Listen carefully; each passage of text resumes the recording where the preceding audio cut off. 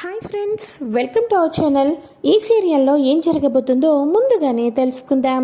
Friends, daily serial notification కోసం ఛానల్ని subscribe చేసుకోండి ఫ్రెండ్స్. అండ్ పక్కనే ఉన్న బెల్ ఐకాన్ని క్లిక్ చేసి ఆల్ ఆప్షన్ని సెలెక్ట్ చేసేయండి.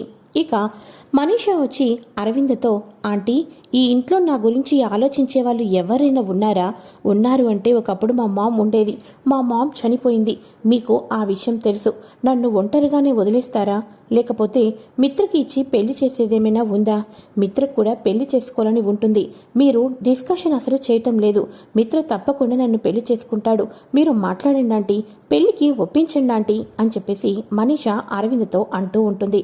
అరవింద, అలాగే మనీషా, తప్పకుండా మిత్ర రాగానే ఈరోజు పెళ్లి గురించి తప్పకుండా అడుగుతాను అని చెప్పేసి అనగానే ఈ లోపల మిత్ర కోపంతో రగిలిపోతూ ఇంటికైతే వస్తాడు. వేరుడంత లేడు, ఎన్నెన్ని మాటలు అంటున్నాడు. నన్నే ఫాలో అవుతాడా? నన్నే ఇమిటేట్ చేస్తాడా అని చెప్పేసి మిత్ర అంటూ ఉంటే, అరే మిత్ర, ఏమైందిరా అని చెప్పేసి ఇక అరవింద అంటూ ఉంటుంది. మామ్, వాడు ఎన్నెన్ని మాటలు అంటున్నాడు తెలుసా అని అనగానే, ఎవడ్రా వాడు అని చెప్పి అంటూ ఉంటే, అదే డాడ్, ఆ అర్జున్ కొడుకు అని చెప్పేసి అనగానే, ఓ వాడా, వాడు ఇంత ఉదయాన్నే నీకెక్కడ తగిలాడ్రా అని చెప్పి అనగానే, ఇంకెక్కడ, గ్రౌండ్లో జాగింగ్ చేస్తూ అని అనగానే, ఏంటి, వాడు ఈ వయసు నుండే గ్రౌండ్కి వచ్చి ఎక్సర్సైజ్లు జాగింగ్ చేస్తున్నాడా? వింటుంటుంటేనే చాలా అద్భుతంగా అనిపిస్తుందిరా అని అనగానే, అద్భుతం ఏంటి డాడ్, వాడు బిజినెస్లైనా చేసేస్తాడు, కార్ కీస్ ఇస్తే కార్ కూడా డ్రైవ్ చేసేస్తాడు. వాడి పొగరు అలా ఉంది అని చెప్పేసి అనగానే, నాన్న, చిన్నపిల్లలతో నీకెందుకురా గొడవ? అయినా వాడు అంతా మంచి కథ చేస్తున్నాడు, ఎందుకని చెప్పేసి వాడి మీద కోపం పెంచుకుంటున్నావు అని అనగానే, మీకు అలాగే అనిపిస్తుంది. వాడు కావాలని ఇదంతా చేస్తున్నాడు. నేను చెప్పినా మీకు అర్థం కాదులేండి అని చెప్పేసి మిత్ర లోపలికైతే వెళ్ళిపోతాడు. ఇది మనీషా ఈ ఇంట్లో పరిస్థితి. మిత్ర వచ్చేసేసి నిన్నటిదాకా లక్కీ లక్కీ అన్నాడు. ఇప్పుడేమో అర్జున్ కొడుకు గురించి మాట్లాడుతున్నారు. నీ గురించి ఎప్పుడు మాట్లాడతారో, నీకు మిత్రకు ఎప్పుడు పెళ్ళైద్దా అని ఎప్పటి నుంచో వెయిట్ చేస్తున్నాను అని అనగానే, కంగారు పడద్దాంటీ, అమ్మ గుర్తొచ్చిందని అమ్మ గురించి కన్నీళ్లు పెట్టుకుంటూ ఏడుస్తూ ఉంటాను. అమ్మ ఉంటే ఈ పాటికి నాకు పెళ్లి చేసేసేది అని అరవింద్ ఆంటీ దగ్గర సెంటిమెంట్ డైలాగ్స్ 4 చెప్పాను అనుకోండి, దెబ్బకు పెళ్లి పనులు మొదలు పెట్టేస్తుంది అని అనగానే, ఏదో ఒకటి చేసి త్వరగా నువ్వు మిత్రను పెళ్లి చేసుకుంటే చూడాలని ఉంది మనీషా అని చెప్పేసి దేవయాని అంటుంది. తప్పకుండా మీ కోరిక నెరవేరుస్తానంటే నేను అని చెప్పేసి మనీషా కూడా అంటూ ఉంటుంది. అయితే ఇక ఇదిలా ఉండగా అక్కడ వచ్చేసేసి లక్ష్మి వచ్చేసేసి జున్నుకి కావాల్సినవన్నీ రెడీ చేస్తూ ఉంటే, లక్ష్మి, నేను చూసుకుంటాను కదా, ఇవన్నీ నీకెందుకు? నన్న జున్ను లంచ్ బాక్స్ రెడీ అయిపోయింది, బ్యాగ్లో బుక్స్ అన్నీ పెట్టేశాను అని చెప్పేసేసి జున్నుకు కావాల్సినవన్నీ కూడా అర్జునే దగ్గరుండి చూసుకుంటూ ఉంటాడు. సరే అయితే ఈరోజు టెండర్ రివీల్ కూడా అవ్వబోతుంది కదా, మనం జున్నుని స్కూల్ దగ్గర డ్రాప్ చేసేసి ఆఫీస్కి వెళ్దాం అని చెప్పేసి ఇద్దరు కూడా బయలుదేరుతారు. ఇలా బయలుదేరేసరికి అక్కడ వచ్చేసేసి మిత్ర కూడా ఆఫీస్కి వెళ్ళాలని చెప్పేసి అరవింద లక్కీ పాపను తీసుకుని స్కూల్ దగ్గరికి అయితే వెళ్తుంది. స్కూల్ దగ్గరికి వెళ్ళేసరికి అదే స్కూల్లో మన లక్ష్మి వాళ్ళ చెల్లెలు జాను టీచర్గా అయితే కొత్తగా వర్క్ స్టార్ట్ చేస్తుంది కదా. లోపలికి వెళ్ళేసరికి లక్ష్మికి తన చెల్లెలు జాను కనిపించడంతో, అమ్మో జాను, ఇప్పుడు నన్ను చూస్తే ఇంకేమైనా ఉందా అని చెప్పేసి లక్ష్మి పక్కకి వెళ్ళి దాక్కుంటుంది. ఈ లోపల మన లక్కీ వచ్చేసి, చూడు నానమ్మ, నా ఫ్రెండ్ నా కోసం వెతుక్కుంటూ వస్తుంది. ఈరోజు నేను స్కూల్కి డుమ్మా కొట్టేశానని చెప్పు, ఊరికే తను ఏమా ఉంటుందో చూద్దాం అని చెప్పేసి వెళ్ళి లక్ష్మి వెనకాతల దాక్కుంటుంది. ఇలా ఇద్దరికి కూడా ఒకరికి ఒకరు చేతులు తగలటంతో తల్లి కూతుల బంధం, రక్త సంబంధం ఇన్నాళ్ళకి ఒక దగ్గరికి రావడంతో లక్ష్మికి ఏదో తెలియని అనుభూతి అయితే కలుగుతుంది. ఒక్కసారిగా వెనక్కి చురిగేసేసరికి ఒక మంచి అందమైన పాప. ఇక వెంటనే పాపను చూస్తూ, ఏంటి, నిన్ను చూడంగానే కరెంట్ షాక్ కొట్టినట్టు అనిపించింది అని అనగానే, ఏమో అమ్మా, నాకు తెలీదు అని అంటూ ఉంటుంది. ఏమన్నావు అమ్మా అని అనగానే, సారీ ఆంటీ, నాకు తెలియకోకుండానే ఎందుకనో అమ్మ అని పిలవాలి అనిపించింది. చాలామంది మా ఇంట్లో అమ్మ అని పిలు అని అంటూ ఉంటారు, కానీ వాళ్ళని చూస్తే ఎప్పుడూ అలాంటి ఫీలింగ్ రాలేదు. ఫస్ట్ టైం మిమ్మల్ని చూడంగానే నాకు తెలియకోకుండానే అమ్మ అని పిలిచాను, సారీ ఆంటీ అని అనగానే, అయ్యయ్యో, అమ్మ అని పిలుపు తప్ప ఏమిటి? నువ్వు సారీ చెప్పడానికి నీకు కావాల్సి వస్తే అలాగే పిలుచుకో, సరేనా అని అనగానే, నాకు మీరు బాగా నచ్చేశారు అని చెప్పేసి అనగానే ఈ లోపల జున్ను వచ్చేసేసి, లక్కీ, నువ్వు ఇక్కడున్నావా? ఇదిగో మా మమ్మీని తీసుకుని వచ్చాను, నీకు చూపిద్దామనుకున్నాను అని అనగానే, నువ్వు పరిచయం చేయకముందే ఆల్రెడీ నేను మీ మమ్మీని పరిచయం చేసేసుకున్నాం కదాంటీ అని అనగానే, అవునమ్మా అని చెప్పేసి అనగానే, ఆంటీ రాత్రి జున్ను మీ గురించి చాలా గొప్పగా చెప్పాడు, అమ్మ ఉంటే మీలాగా ఉండాలి అని నాకు కూడా హ్యాపీగా అనిపించింది అని అనగానే, అమ్మ ఉంటే అంటున్నావు, నీకు అమ్మ లేదా అని అనగానే, లేదమ్మా లక్కీకి డాడ్ మాత్రమే ఉన్నాడు అని చెప్పేసి అనగానే, ఒక్కసారిగా పాపను దగ్గరికి తీసుకొని, నువ్వు ఎప్పుడూ అలా లోన్లీగా ఫీల్ అవ్వద్దు, నీకు అమ్మతో కబుర్లు చెప్పుకోవాలన్నా అమ్మతో సమయం గడపాలన్నా నాతో చెప్పు ఓకేనా అని అనగానే, థ్యాంక్ యూ సో మచ్ అమ్మా అని చెప్పేసి పిల్లలు బెల్కొట్టడంతో బాయ్ అని చెప్పేసి వెళ్ళిపోతూ ఉంటారు.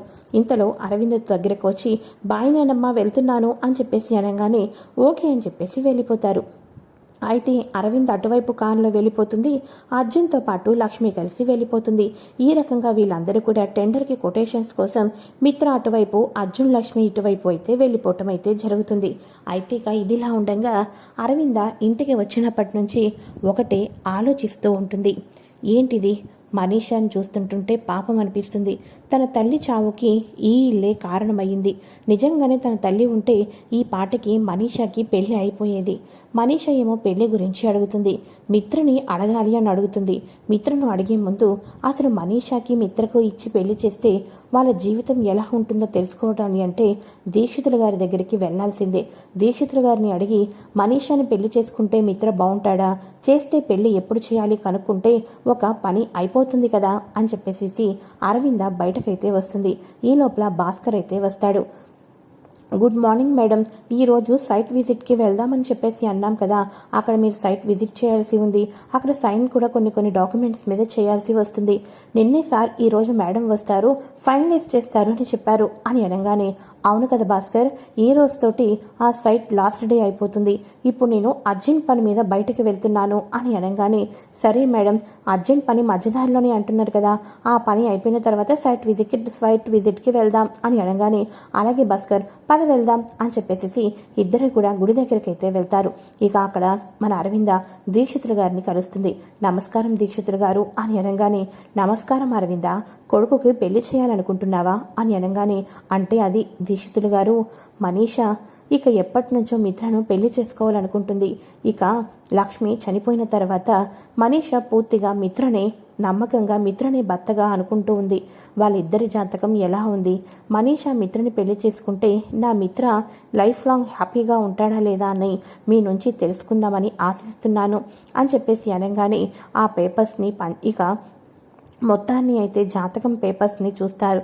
చూసిన తర్వాత, అప్పుడే చెప్పాను కదా లక్ష్మి తప్ప మిత్రకు రక్షణ కవచం మరొకరు ఉండరు అని చెప్పి అని అనగానే, కానీ గురువుగారు అది లక్ష్మి చనిపోయి 5 ఏళ్ళు అయిపోయింది కదా అందుకని అని అంటూ ఉంటే, చనిపోయింది అని మీరు అనుకుంటే సరిపోతుందా, లక్ష్మి చనిపోదు.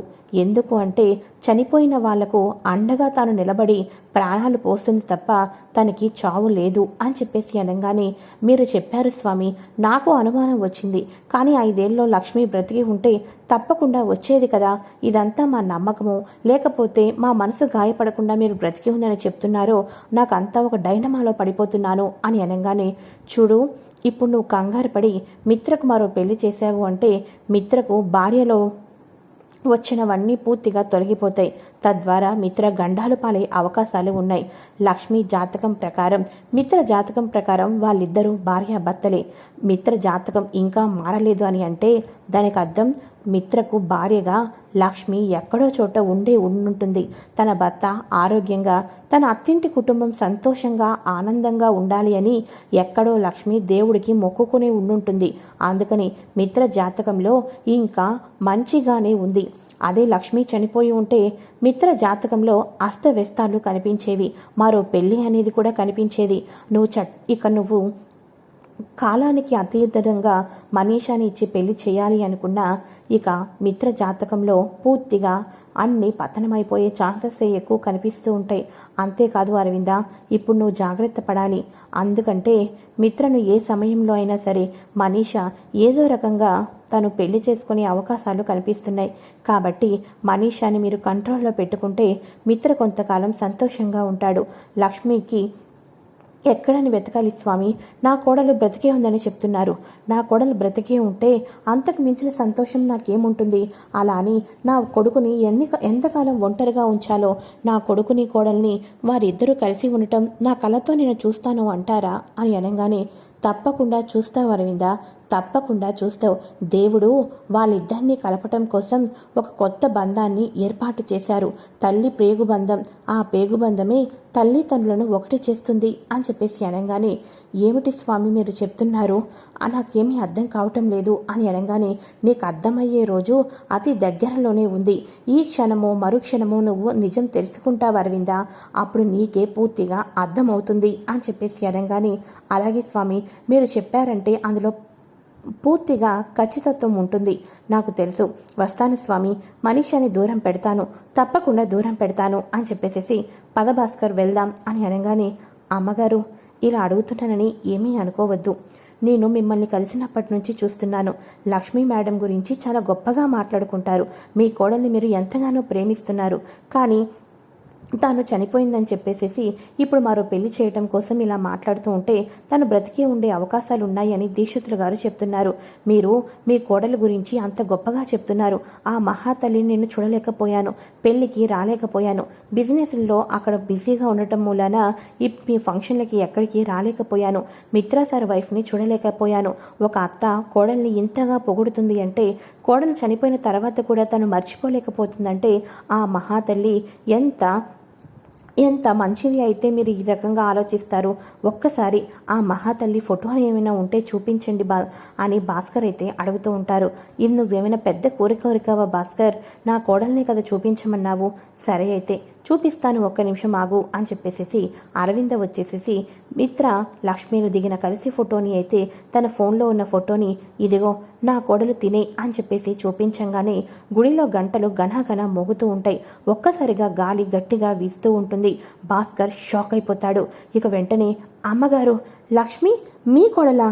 చిన్నయ్య గారి భార్య అని అనగానే, అదేంటి భాస్కర్, నా కోడలు నీకు బాగా తెలిసినట్టుగా లక్ష్మి అని అలా పిలుస్తున్నావు అని అనగానే, అయ్యో అమ్మగారు, ఒక అమ్మాయి మమ్మల్ని కాపాడింది, చెల్లెలుగా చూసుకుంటూ మా ఇంట్లో పెట్టుకున్నాను.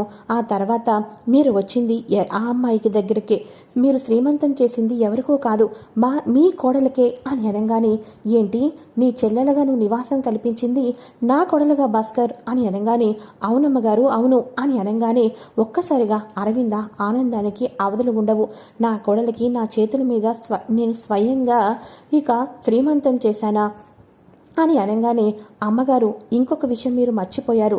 మీరు బయట నుంచి తీసుకువచ్చిన పాపను ఎవరో ఒక బయట పిల్ల అనుకుంటున్నారు, కానీ తను మీ సొంత రక్తమే, మీ మనవరాలే, మిత్రగారి కూతురే అని చెప్పేసి అనగానే, అవును భాస్కర్, అవును, దీక్షితులు గారు చెప్పిన మాట 100కి 100% నిజమైంది. దీక్షితులు గారు 5 ఏళ్ల నుంచి నా కోడలు బ్రతికే ఉందని చెప్తూ ఉంటే నేను నమ్మలేకపోయాను. అంటే ఇప్పుడు నాకు అర్థమయ్యింది. ఆ రోజు నన్ను చూసి మళ్ళీ ఆ మనీషా నన్ను ఏ రకంగా టార్గెట్ చేస్తుందేమోనని భయం వేసి కొడుకుని తీసుకొని పిచ్చి తల్లి ఎక్కడికో వెళ్ళిపోయినట్టు ఉంది. ఇక వెంటనే అప్పుడు మన అరవింద అంటూ ఉంటుంది, భాస్కర్, ఈ రోజు నుంచి నీకు ఇంకో పర్సనల్ పని కూడా అప్పచెప్తున్నాను. ఇక్కడ నీకు లక్ష్మి కనిపించింది అని అన్నావు, వైజాగ్కి వచ్చింది అని అన్నావు కదా మొన్న. అప్పటికి తను నా కోడలేని తెలుసుకోలేకపోయాను, కొట్టి పడేశాను. కానీ ఇక నుంచి లక్ష్మి ఎక్కడ ఉందో వెతకడమే నీ పని అని అనగానే, అలాగే అమ్మగారు, తప్పకుండా అని అంటూ ఉంటే, ఆ భాస్కర్, ఇక ఈ విషయాన్ని నువ్వు ఎవరితోనూ చెప్పొద్దు, ఇంకెవరితోనూ చెప్పొద్దు, ఇక నుంచి నేను చూసుకుంటాను అని అనగానే, అలాగే అమ్మ, తప్పకుండా అని అనగానే అప్పుడు అరవిందకు ఇంతకాలం లక్ష్మీలాగా అంతా ఉంటుంది, లక్ష్మీలాగా ప్రేమ చూపిస్తుంది నా మనవరాలు అంటే ఏంటో అనుకున్నాను. నా కోడలు కూతుర్నే నేను ఊరు వెళ్ళి మరీ తెచ్చుకున్నాను. లక్ష్మి, మాకు నీ గుర్తుగా ఒక పాపని ఇచ్చి మరీ దూరంగా వెళ్ళిపోయావా లక్ష్మి నువ్వు? ఇక నుంచి మీ భార్యాభర్తల్ని ఒకటి చేయమే నా లక్ష్యం అని చెప్పేసేసి, వాడు ఎక్కడ ఉన్నాడో ఏంటో, ఆ కొడుకు ఎక్కడ ఉంటే అచ్చం వాడు మిత్రలాగే ఉండుంటాడు. అంటే ఈ బిడ్డలు ఇద్దరు కూడా తల్లిదండ్రులను కలుపుతారు అన్నమాట. దీక్షితులు గారు చెప్పినట్టు ఎప్పుడు జరిగిద్దా, నా కొడుకు కోడలు కలిసిమెలిసి ఎప్పుడు నా కళ్ళ ముందు సంతోషంగా ఉంటారో అని చెప్పేసి అరవింద దేవుడికి నమస్కరించుకొని ఇక అక్కడి నుంచి అయితే సైట్ పని మీద బయటికి అయితే వెళ్ళిపోతారు. అయితే ఇక ఇదిలా ఉండగా లక్ష్మి వచ్చేసి ఆఫీస్లో ఉంటుంది. అర్జున్ వచ్చేసేసి కొటేషన్స్ కోసం బయటకైతే వెళ్ళిపోతాడు. అక్కడికి మిత్ర కూడా వస్తాడు. అందరూ కూడా ఎవరెవరికి వస్తుందా, టఫ్ కాంపిటీషన్ జరుగుతుంది అని వెయిట్ చేస్తూ ఉండగా లాస్ట్లో వచ్చేసేసి చివరాఖరకు అర్జున్ గ్రూప్ ఆఫ్ కంపెనీకి అయితే అందరూ కూడా కొటేషన్ అర్జున్ గ్రూప్ ఆఫ్ కంపెనీకి వచ్చింది.